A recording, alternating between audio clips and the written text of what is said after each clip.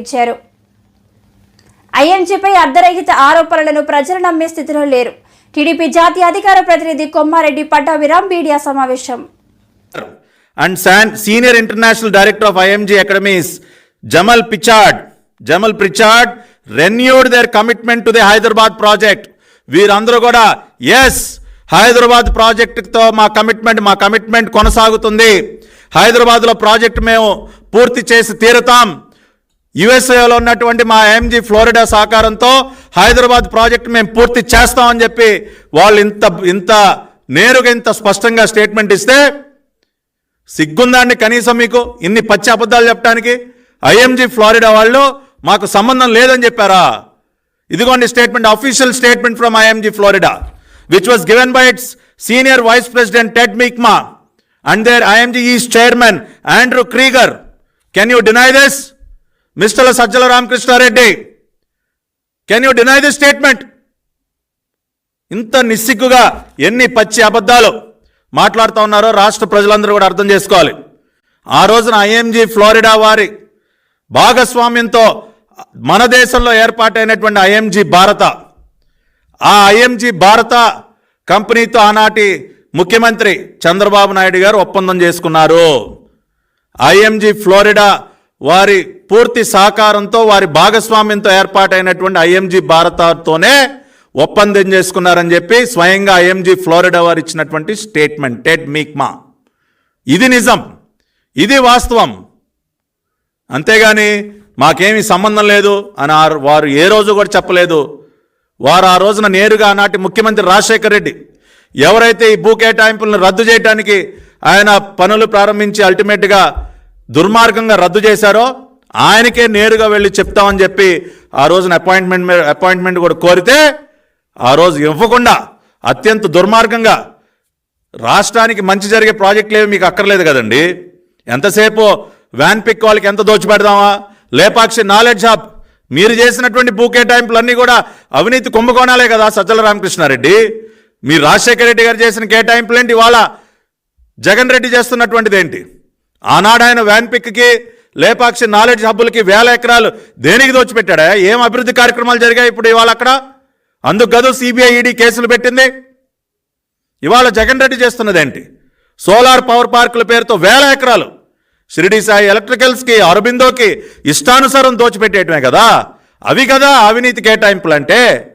ఆ రోజున కానీ చంద్రబాబు నాయుడు గారు మన రాష్ట్రంలో ఉమ్మడి ఆంధ్రప్రదేశ్లో క్రీడలకు సంబంధించి మౌలిక సదుపాయాలు అభివృద్ధి చెందాలి, మన బిడ్డలకి అంతర్జాతీయ స్థాయి సదుపాయాలు మనం కల్పించాలి, ఇంటర్నేషనల్గా స్పోర్ట్స్ ఈవెంట్స్లో మన బిడ్డలు పాల్గొని దేశ ప్రతిష్టని పెంపొందించాలి, ఒలింపిక్స్లో మెడల్స్ సాధించాలి, ఏషియన్ గేమ్స్లో మెడల్స్ సాధించాలి అని చెప్పి ఆయన ఒక కలగని ఒక విజన్, దానికోసం ఆయన భూ కేటాయింపులు చేసి అనేక కండిషన్స్ పెట్టి హైకోర్టు చెప్పింది ఎస్ ఆనాటి ప్రభుత్వం బ్లైండ్గా భూ కేటాయింపులు చేయలేదు, అనేక ఇతర ప్రభుత్వాలు చేస్తున్న విధంగా అడ్డగోలుగా భూ కేటాయింపులు చేయలేదు, అనేక నిబంధనలు పెట్టారు. 700 కోట్ల రూపాయలు పెట్టుబడి పెట్టి తీరాల్సిందే అని చెప్పి నిబంధన పెట్టారు. అకాడమీస్ నిర్మించాలి, ఇంటర్నేషనల్ ఈవెంట్స్ తీసుకురావాలి, ఇట్లా అనేక కండిషన్స్ పెట్టి భూ కేటాయింపులు చేసింది తెలుగుదేశం పార్టీ ప్రభుత్వం, చంద్రబాబు నాయుడు గారు ఆనాటి క్యాబినెట్. కాబట్టి దాన్ని తప్పుపట్టాల్సిన అవసరం లేదు అని చెప్పి చాలా స్పష్టంగా చెప్తూ వాళ్ళు ఏసీబీ కోర్టు ఇచ్చినటువంటి తీర్పు పైన హైకోర్టులో వాళ్ళు మళ్ళీ దాని రివ్యూ పిటిషన్ వేస్తే చాలా స్పష్టంగా the decision of the previous cabinet cannot be called an offence. I hold there are no grounds to allow the revision case and it is accordingly dismissed. ACB court ఇచ్చినటువంటి తీర్పు పైన రివిజన్కి వెళ్లాల్సిన అవసరం లేదు, cabinet తీసుకున్నటువంటి నిర్ణయాన్ని మనం తప్పుపట్టాల్సిన అవసరం లేదు అని చెప్పి జస్టిస్ స్వరూప్ రెడ్డి గారు స్పష్టమైనటువంటి తీర్పు ఇవాళ ఆ కాపీని కూడా మీడియా ముందు ఉంచుతూ ఉన్నాం. అంతేకాకుండా చివరగా నిన్న తెలంగాణ హైకోర్టు ఏదో తీర్పు ఇచ్చేసింది, అవినీతి రుజువైపోయిందని చెప్పి మాట్లాడుతూ ఉన్నారు.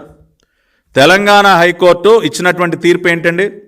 ఆనాడు రాజశేఖర్ రెడ్డి గారు చంద్రబాబు నాయుడు గారు చేసినటువంటి భూ కేటాయింపులను రద్దు చేస్తే ఆ రద్దు చేసిన అంశం పైన ఐఎంజీ భారత వాళ్ళు మళ్ళీ హైకోర్టులో పిటిషన్ దాఖలు చేశారు. దాదాపుగా 15 సంవత్సరాలు కోర్టులో వాదోపవాదాలు జరిగిన తర్వాత నిన్న తెలంగాణ కోర్టు ఏం చెప్పింది? ఐఎంజీ భారత భూ కేటాయింపుల్లో అవినీతి జరిగిందని ఎక్కడా చెప్పలేదు. వాళ్ళు కేవలం చెప్పింది ఏంటి? ఒక రాష్ట్ర ప్రభుత్వానికి భూ కేటాయింపులు చేసిన తర్వాత ఒక ప్రాజెక్టుకి మళ్ళీ ఆ భూముల్ని వెనక్కి తీసుకునేటటువంటి అధికారం ఉంటుందని మాత్రమే చెప్పారు. ఏదైతే ఐఎంజీ భారత వాళ్ళు హైకోర్టులో కంటెస్ట్ చేశారో, ఈ భూ కేటాయింపులు మాకు చేసినటువంటి భూమిని మళ్ళీ వెనక్కి తీసుకోవటం తప్పు అని ఏదైతే వాళ్ళు హైకోర్టులో పిటిషన్ వేశారో, దానిని ఒక రాష్ట్ర ప్రభుత్వానికి ఆ హక్కు ఉంటుందని మాత్రమే చెప్పారు. కానీ ఎక్కడా కూడా అవినీతి జరిగిందని ఒక్క మాట అనలేదు. దానిని కూడా వక్రీకరిస్తూ ఉన్నారు. నేను ఛాలెంజ్ చేస్తూ ఉన్నా, తెలంగాణ హైకోర్టు ఏమైనా చంద్రబాబు నాయుడు గారు ఐఎంజీకి చేసినటువంటి భూ కేటాయింపుల్లో అవినీతి జరిగిందని ఏ రోజైనా చెప్పారా? ఇంకా ఎదురు ప్రశ్నించారు. పదే అవినీతి అంటా ఉంటే మరి మీరు ఆ రోజున భూ కేటాయింపులు చేసినటువంటి ఐఏఎస్ అధికారులపైన ఎందుకు చర్యలు తీసుకోలేదని తెలంగాణ హైకోర్టు ఎదురు ప్రశ్నించింది. దానికి సమాధానం చెప్పలేకపోయారు.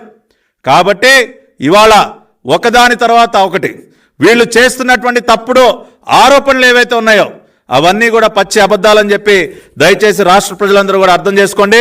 నేను ఛాలెంజ్ చేస్తా ఉన్నా, సజ్జల రామకృష్ణారెడ్డికి నేను ఛాలెంజ్ చేస్తా ఉన్నా, నీకు ధైర్యం ఉంటే ఇవాళ నేను విడుదల చేస్తున్నటువంటి ఈ తీర్పు కాపీ ఏదైతే ఉందో, గతంలో ఏపీ హైకోర్టు ఇచ్చినటువంటి తీర్పు కాపీ ఏదైతే ఉందో, దీనిని నువ్వు తప్పుపట్టగలవా? దీనిలో ఉన్నటువంటి అంశాలు నిజం కాదని చెప్పే ధైర్యం నీకుందా అని చెప్పి నేను సజ్జల రామకృష్ణారెడ్డికి సవాల్ చేస్తా ఉన్నా. The High Court of Andhra Pradesh had clearly stated in 2006 itself that the land allotments that are done to IMG Bharata were with certain conditions, with a condition that 700 crores had to be invested by IMG Bharata, with a condition that they have to establish